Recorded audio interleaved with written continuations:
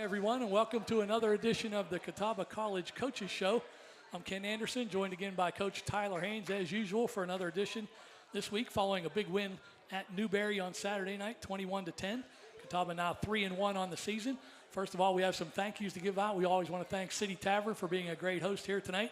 Also want to thank Novant Health, proud to support Catawba athletics.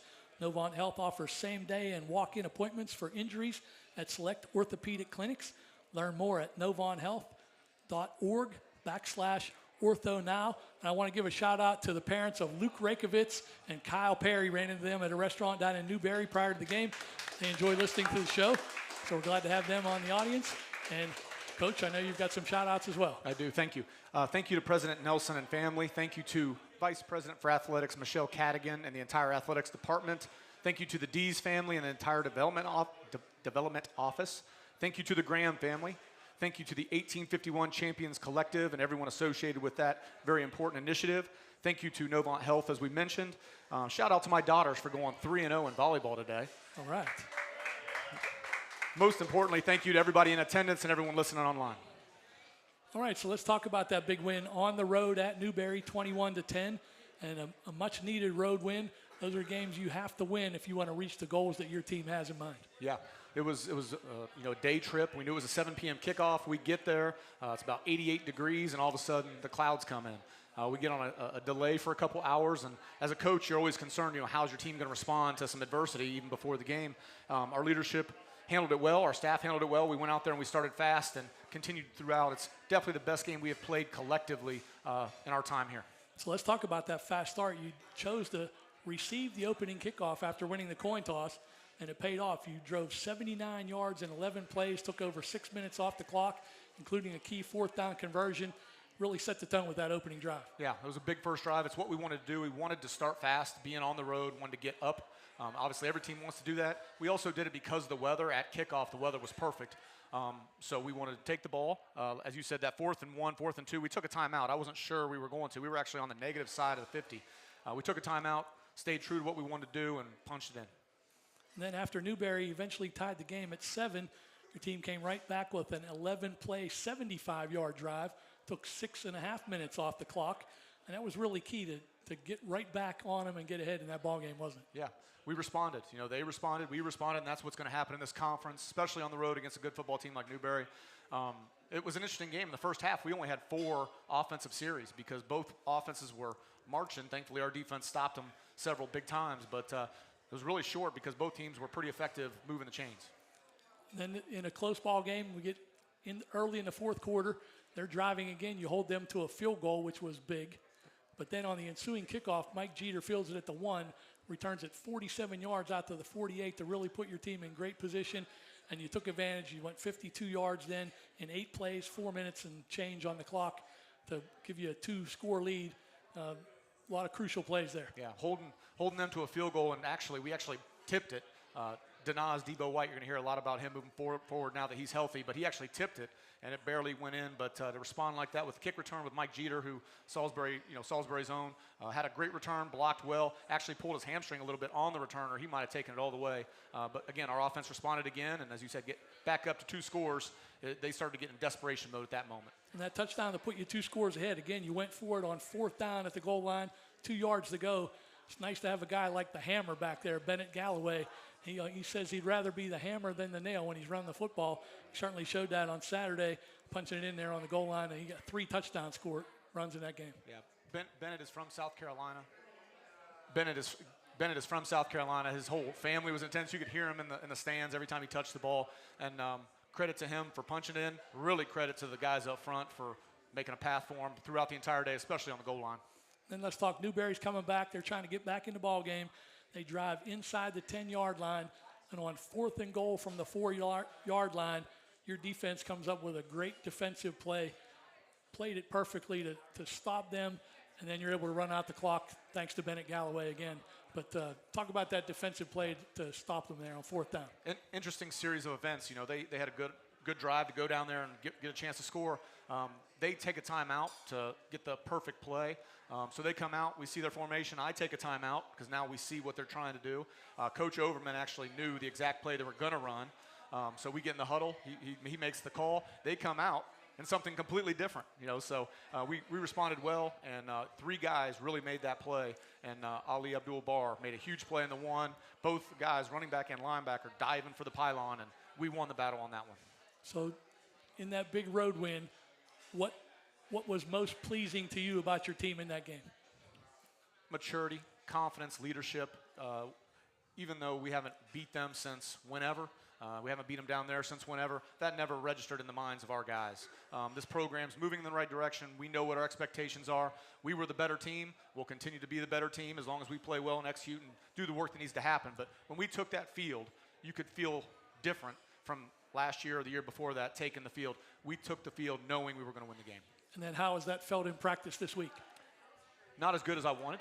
I think one thing we haven't done a whole lot of is have a bunch of success and respond to success. We've responded to adversity a whole lot. That's what a growing program does.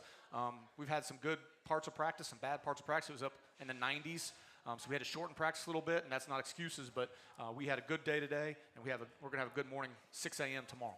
All right, Coach, so we'll get you back up here at the end of the show to talk about the upcoming opponent this Saturday. But now the defense with that great performance. Of course, you bring 2 defensive guys this week. Oh, yeah. So we're going to talk to 2 of those defensive stars right now. We're going to talk to defensive end Braylon Baker, and we're going to talk to linebacker Jai Favor. Both guys playing at a very high level this season and integral parts of this Catawba defense. So welcome Jai Favor and Braylon Baker. Jai wears number 19. Braylon wears number 5. Yeah, so just get that headset on and get that microphone up in front of you. Flip it this way. There we go. Okay, so Jai, let's start with you. You're part of the outstanding linebacker core there with Jalen Hinton, Evan Simons, and Ali Abdul-Bar. What's it like playing with those guys? Those are 3 amazing guys. I'm glad they allowed me to come in and play and lead them as a new player on the team. Well, second year, but new player with them. You play for linebacker coach and defensive coordinator T. Overman. What kind of guy does he like to play for, and how does he get you guys prepared each week? That's a great guy, man. He's a hard worker. Guys like him, they motivate you every day. So it's amazing to come to work and have a coach that's going to motivate you. Now, we mentioned your linebacker crew. You're from Irmo, South Carolina. You played at Irmo High School. Jalen Hinton is also from Irmo, but he played at Dutch Fork High School. Did you guys have some encounters in high school? We don't like Dutch Fork, but I'll talk about it today, though. But Jalen is a guy. We actually had a bet last year when they played Irmo. So we had to. I had to wear a jersey if I lost, and he would have to wear Irmo jersey if he lost. Irmo ended up losing that game by a couple touchdowns, so I had to wear his jersey every day for like a week. So it was bad, but this year we're gonna run it back. Okay, so you got a chance for revenge then. Yeah. Okay, now sometimes football games aren't won in practice or on the field that week. They're won in the off season, in the weight room, working out. I've noticed that you gained 25 pounds from last season. So tell us what you did to gain that weight and in the weight room to get ready for this season. I had to change my diet. I had to go to Dr. Bowser. Coach O had told me in the winter, he was like, you're going to have to come back bigger and stronger because these guys will be much physical. I had limited reps last year, so I know I had to come back bigger, and then I had to bulk up. Now let's talk about the relationship between the linebacker crew and the defensive line. I know there's certain responsibilities, but part of that is part of their job to tie up the blockers and free you guys up to make plays. Yeah, actually, I had an amazing play last week versus Newberry, tackle for loss. We ran a shade, and they let me go free and make one of these tackle for losses. Actually, it was my guy, Braylon. He took on a double team and allowed me to come free and make an amazing play. Now, you mentioned that great game against Newberry. So far this season, you've made 15 tackles. 9 of those are solo, 3 tackles for loss. So what's the key to you being able to make those kind of plays? Practicing how you will play in the game. So if you practice good one week, you'll play good. If you practice bad, you'll have a bad game. Okay, and John, we like to ask everybody that comes on here, what are you majoring in at Catawba, and what do you hope to do in the future? I'm majoring in sport management. In my future, I would like to be a sport agent. Okay, so that's a pretty good field to get into there. A lot of opportunities there. And now Braylon Baker, the defensive end. talk with you. You're from Harrisburg, North Carolina, played at J.M. Robinson High School. And did you play for Coach Seidel there? Coach Seidel, yeah, that's my man right there. He came in my last year. And of course, we had a great season. That's my dog, though. And there are also some Catawba connections on that J.M. Robinson coaching staff as well. Yeah, we got Coach Land, Coach Lockhart, the great guys. So when I got that Catawba offer, it was almost like an easy transition. So what did they do to help prepare you for college football? They honestly just got me prepared mentally. They trained me to be a dog, trained to go almost. And, of course, I just learned a lot of football. A lot of high school kids, they're not getting taught as good as two Catawba college coaches. And so they just trained me to be a great man and a great football player. Well, let's talk about your current coach at Catawba, the co-defensive coordinator and defensive line coach, Connis Hubbard. What's it like to play for him, and what does he do to get you ready each week? And Coach Hud, man, he's almost like an uncle to us. Just always laughing, giggling, but he gets serious sometimes, and he gets us riled up to go, man. He's a great coach, great guy, and I wouldn't ask for any other coach. Now, you had a great game down at Newberry as well. 6 solo tackles, 1 tackle for loss, and you recovered a fumble in that ball game. What was the key for your success in that game? The key was just to go. Coach Hud talked to us the whole week, telling us to go. We was playing a little, not lackadaisical, but we were just playing a little timid. Told us to go. Gave us a great pregame speech, got us riled up to go. But he always does that every week, and we finally put it into play and made some plays. Now, what's the game plan, or what do we have to watch out for this week against Southern Connecticut State from the defense? This week, we're gonna rile up a little bit more. We want to go a little bit more, get some more explosive plays like Coach Haines said, and just try to whoop them. From your perspective, Jai, what do you have to do to be successful defensively? I just feel like we can't be complacent or be comfortable. With it being 3-1 right now, I feel like we just got to play with a chip on our shoulder. Okay, and Braylon, we also need to hear from you. What are you majoring in, and what do you hope to do in the future? I'm majoring in business administration, and I hope to become a project manager one day. Okay, very good goals there, and hopefully you guys keep up the good work and get after that Southern Connecticut offense this week. Sir. Yes, sir. Keep playing at a high level. Thank you. Thank you. Braylon Baker and Jai Favor, 2 stars of the Catawba defense. Now we're going to switch sports, maybe not as intense from an emotional standpoint out there. We're going to switch over to golf, which seems to be a more serene and relaxing sport, at least from a fan's perspective. Now, from a coach's perspective and a player's perspective, it may be equally as nerve-wracking. So let's welcome in Coach Chris Saltmarsh, who's in his 4th season as the men's and women's golf coach at Catawba, formerly coached at Florida Tech. And, Coach, you had quite a successful run there at Florida Tech. You were the 2019 Division II Women's National Champions, and you were the 2019 Women's Golf Coaches Association National Coach of the Year. What was the key to your success at Florida Tech? Other than having good players, there had to be some things you did as well to get them to play at that high level. Well, I just kind of made sure I didn't crash the van on the way to all the tournaments we played in. How about that? No, when you got some good kids, they work hard. You know, you really just try and keep them motivated, and they had a little bit of motivation themselves with that program being cut that year. So it wasn't too hard to keep them motivated. So really it was just a matter of keeping them focused on what the end goal was. Now this season, your season's underway. The men had a great opener. They won the Griffin Invitational up in Petersburg, Virginia, and the women competed at the Eckerd Invitational. What are some of the things that you do to get them ready to compete in these tournaments? You know, we try and make them compete just about every day that we have practice, and it's just not even out in the golf course. It's even in the weight room. We've got a great group of strength trainers and PT really keeping them healthy and really trying to help make them stronger and better. So how often do you actually get them out on the practice range, out on the golf course to work with them during a week? 4 or 5 days a week we're out there. I mean, I'd love to be out there every day, but you know, we have rules that we have to stay by with the NCAA, but the 4 or 5 days that we're out there having them compete, they're either competing in qualifying aspects, trying to put them in pressure situations, and then really just kind of helping them develop their skills that they're struggling with. So do you let them just go out and play rounds and you check on them every once in a while, or are there certain things that you do to work on particular skills? A little bit of both. Sometimes we have some dedicated practices, mostly on their short game, wedges, putting, those sorts of things. Most of them already come with their swing coaches, so we try and check in with them and have an idea of what they're working on, and really just try and make sure that they're moving in the right direction. We've got a few players that we work with ourselves that have had some great strides, and really looking forward to seeing how well they all develop throughout the year. Now, speaking of making some great strides, I was looking at the record book. You got a couple guys on the team right now that are making their way up in the record books at Catawba.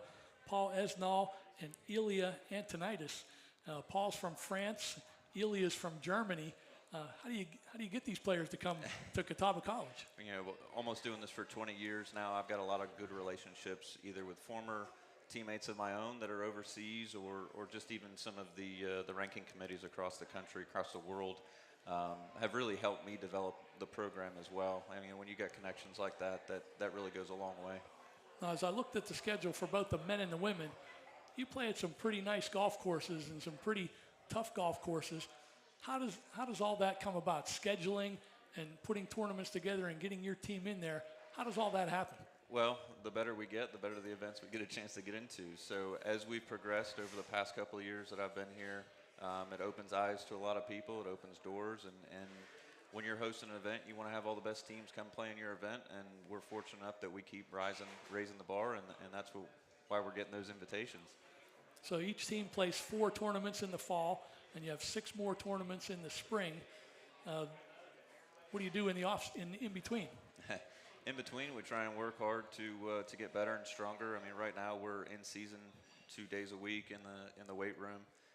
We get into that off season, they're going to be 4 or 5 days. So between that and enhancing their skills on the golf course and short game, hopefully we see the progress that really what we're looking for in building a championship team.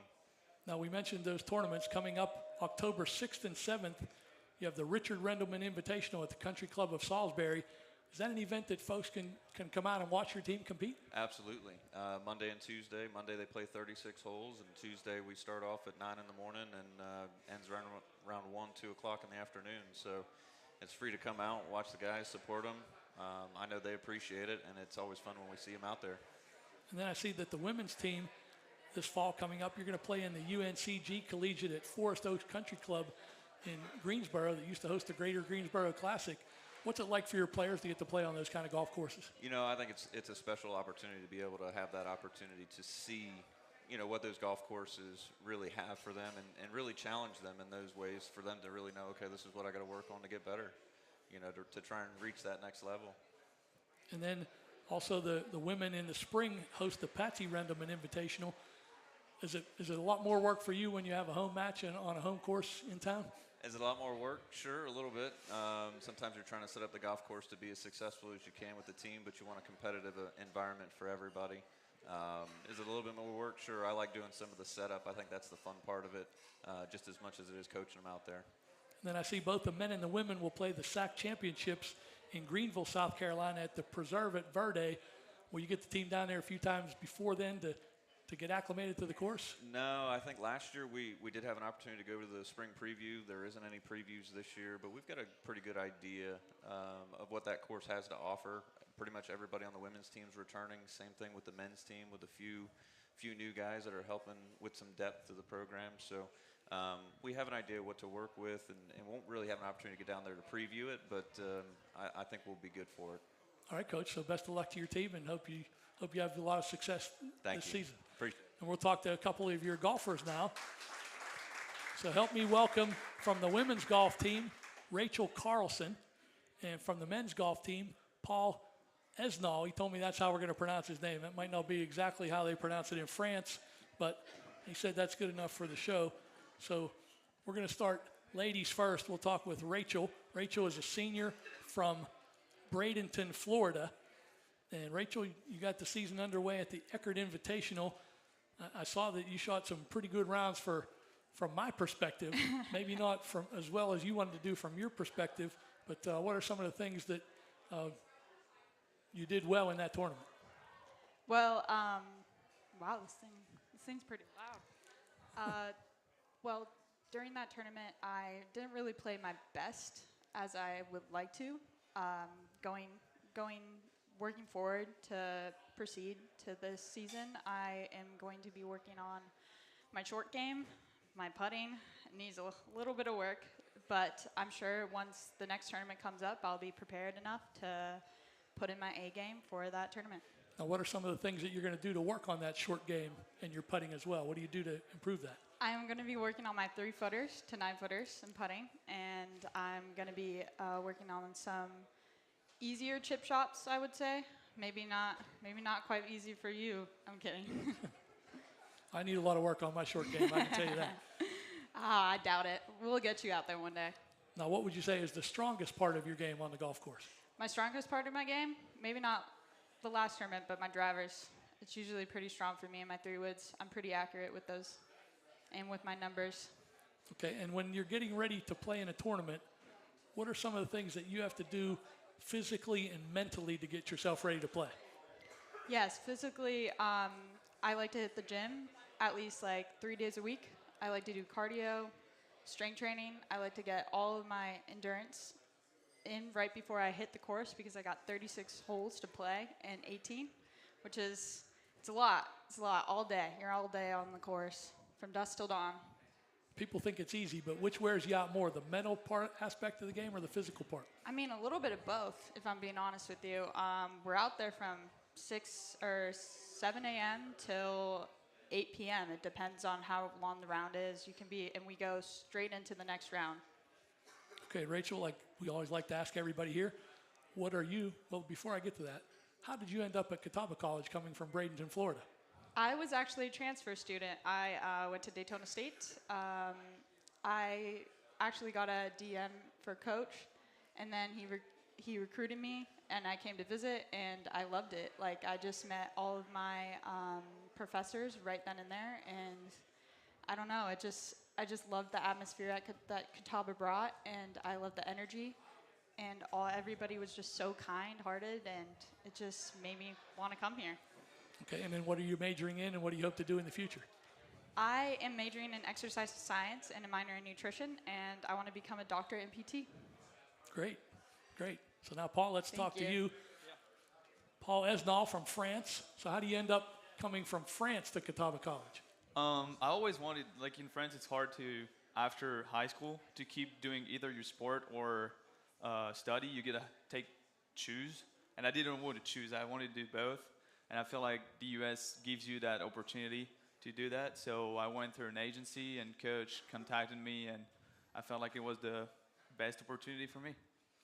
Now, you had a great tournament in your season opener. Your team went up to Petersburg, Virginia. The team had a great tournament. You guys won the tournament. And you individually had a great tournament. You tied for first place. You had to go to a playoff, and you won in the playoff. How many holes did the playoff take? 1 hole. Just one? Yeah. Did you win it with a birdie? I won with a par. Well, it's good enough. Yeah, It's a W, right? Yeah, it is. So you're already climbing the record books. That's your third individual tournament win already since you've been at Catawba, trailing only Nick Sable, who won 4 times between 1995 and 1998. What are some of the keys to your success out there on the golf course? I think it's the all-day preparation. It's not particularly that tournament where I played good. I think it's practicing all day over the summer, over the winter, whatever it takes, and just keep grinding, go to gym, work out mentally, physically, technically, and everything. That's more the work that you put and then what you do just to prepare for that tournament, of course, but it's more what you build up to that tournament, what matters. What would you say is the strongest part of your game, and what part are you working to improve? My strongest part is definitely my short irons, like in between 90 yards to 160, and then my weakness is tee shot. I need to improve on that a little bit. Okay, and did you have an idol, someone you admired on the pro golf tour when you were growing up? At first, it was Rory McIlroy, because his swing was. That's my teammate Connor. He hates Rory McIlroy, but I loved his swing. But then I switched to Tiger Woods because, I mean, who doesn't like Tiger Woods? Okay, so from each of you, I would like to know before we let you get out of here, what would be one tip you would give to us hackers out there on the golf course to help us improve our game? What would help us the most? Oh, that's a hard one. There's a lot of things you guys need to work on out there. I'm sorry. Hate to break it to you. Hit the fairway, hit the green, make the putt. Next hole. Most Keep importantly, simple, right? Yeah, Keep it simple. exactly. Get in the hole. That's all that matters in the long run, right? You want to shoot the lowest score, right? got to get in the hole. Yeah. Okay. All right, thanks, and continued Thank you. success I here appreciate in this it. golf season. So, Paul Esnall and Rachel Carlson from the men's and women's golf programs. Now we'll finish up. We'll get Coach Haines back up here to talk some more football. Big matchup this week against Southern Connecticut State at Shuford Stadium. Reminder that kickoff is at 4 p.m. this week. 4 p.m. kickoff. We'll have our pregame coverage on Memories Radio starting at 3:30 p.m. And Coach, Southern Connecticut State, they replaced Limestone on your schedule. How did this game against Southern Connecticut State come about? Yeah, interesting story. So, we're supposed to be playing Limestone. It was about a month prior to the season that they canceled their season. And Southern Connecticut State is in New Haven, Connecticut. And they actually have another Division II team in their conference in New Haven, and it's New Haven University. And they jumped up to FCS, up to Division I, and that was about a month before the season. So their head coach, Coach Loth, is an Ohio guy, actually recruited me out of high school. I didn't go there. He's a good recruiter, not a great recruiter, but a really good guy. He was looking for a game. We were looking for a game. We had to talk like, hey, do we want to go up to Connecticut? Do you want to come down to North Carolina?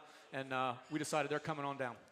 Now, for planning purposes, is there a return trip up there next year? There is not. This is a one-year deal. Okay, I'm glad to hear that. Now, Coach Loth has been pretty successful. He was at Western Connecticut State before he moved over to Southern Connecticut State this year. He's been successful throughout his coaching career, really turning programs around, similar to what you're doing here at Catawba College. So it's not going to be an easy game. Even though it's a non-conference game, you've got a quality opponent coming in here. Oh, yeah. They're, Southern Connecticut State University, so it's a big populated school. I don't know their exact enrollment, something like 20,000. Maybe it's 15, I don't know, but it's a state school. They're a proud program, typically 500 or better in that conference. Actually coached against them both when I was at Shepherd and IUP, both elite football programs, and Southern Connecticut State was always a tough game. So well coached, good players. It's going to be another battle. And you mentioned they're part of the Northeast 10 Conference, which includes Post, Bentley, Assumption, Franklin Pierce, and St. Anselm in football. For those of you familiar with the Catawba baseball team, Southern New Hampshire University is also in there for other sports except for football. Catawba played them in the World Series. So they're definitely a high-level program. Coaches, you look at their team, they play two quarterbacks that do pretty well. They have two solid running backs that each rushed for over 100 yards in their season opener. So what are going to be some of the keys to slow that offense down? Yeah, the offense it's interesting. Both quarterbacks have played in both games. It's not because one's not playing well or one is injured or anything like that. Both are bigger guys. They stand in the pocket, throw the ball well. One's a true freshman. One is a fifth-year senior. Both good. I think their best player is number 3, their running back. Really good football player. Number 33, their backup running back. We got to stop the run, force them to pass, and they've got some good receivers out there too. Now, defensively, they've got a lot of guys making plays. A linebacker, Shane Canterman, and defensive lineman Dom Barbuto. He's been tackling people in the backfield for losses. What are you going to do to slow those guys down? Yeah, it's going to be a really big battle in the trenches like it always is, but they have actually, their nose guard is over 350 pounds, so he's a big guy. He's hard to move. I think the strength of our team is our offensive line. I think the strength of their team on defense especially is their defensive line and linebackers, as you just said. So it's going to be a battle in the trenches. I do hope we can take advantage of some things on the edges with some of our speed on the edges, but inside it's going to be a battle like it always is. So what can we look for from your team, both offensively and defensively, this week in this matchup? I think something that has come up is when we start fast, it's obviously a good thing, and that's pretty obvious. But for us, when we get in a rhythm offensively, we tend to roll pretty good. Defensively, we've got to stop the run. I think we've done that really well at times. Other times, we've had some issues. We've had good pass defense thus far. So we got to be true to who we are, understand what we're playing for, which is our friends and family, and keeping this thing rolling. Now, as you start to win games, do you see more buy-in from the players, and that just gets them more enthused and more prepared each week? I think they just get the confirmation. They're playing confident. As a team, the staff is confident. We know we are a good program. We put in the work. We're continuing to put in the work. We're never satisfied, always hungry, always striving for more. But to get that gratification of the wins to go along with that, because we've always done that in years past.